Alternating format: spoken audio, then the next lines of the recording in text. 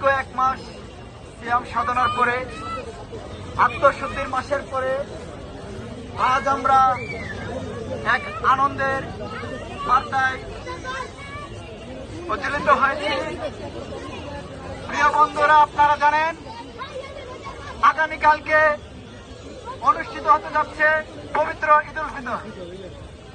পবিত্র ঈদুল ফিতর উপলক্ষে প্রিয় দেশবাসীকে জানাই আন্তরিক শুভেচ্ছা ও অভিনন্দন। সেই সাথে বাংলাদেশ এবং বাংলাদেশের বিশ্বের বিভিন্ন দেশে উপস্থিত আমাদের প্রবাসী ভাই বোনদের সুস্বাস্থ্য কামনা করছি।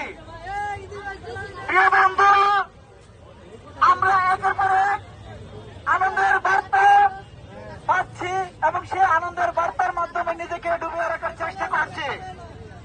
কিন্তু আজকের এই দিনে আমি আবার সেই বিপ্লবী হাতির কণ্ঠে জাগ্রত হয়ে ঈদের শুভেচ্ছার সাথে সাথে আরো কিছু বার্তা আপনাদের দিতে চাই। আপনারা কি শুনবেন?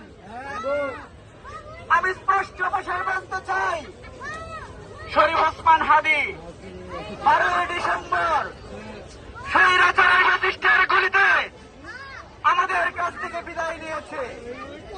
বিদায় নেওয়ার পূর্বে একটি কথা বলেছিল, আমরা যেন তার বিচারটা করি। কিন্তু আমরা কি তার বিচার করতে পেরেছি?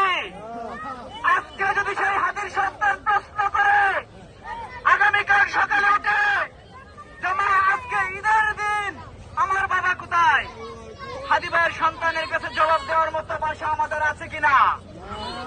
আমাদের ভাষা সেই দিন আমরা বলতে পারবো যে বাবা তোমার বাবা নেই, কিন্তু তোমার বাবার হত্যাকারীদের বিচার আমরা করতে পেরেছি। আজকে একের পর এক বাংলাদেশে বিভিন্ন নীল নকশা তৈরি করে নাটক সাজানো হচ্ছে। সেই নীল নকশা দিয়ে হাদির খুনিদেরকে বাঁচানোর চেষ্টা করা হচ্ছে। আজকে ঈদের আনন্দের সাথে সাথে আমি বর্তমান বাংলাদেশ সরকারকে একটি স্পষ্ট বার্তা দিতে চাই, এদেশের মানুষ প্রকৃতপক্ষে আনন্দিত হবে সেই দিন, যেই দিন এদেশের মা বোনেরা নিরাপত্তা পাবে।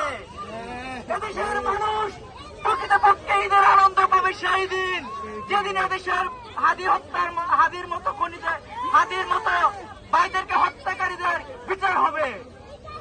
হাদির মতো আরো অনেক ভাইদেরকে হত্যা করা হয়েছে দেশের মাটিতে, কিন্তু তাদের বিচার করা হয়নি।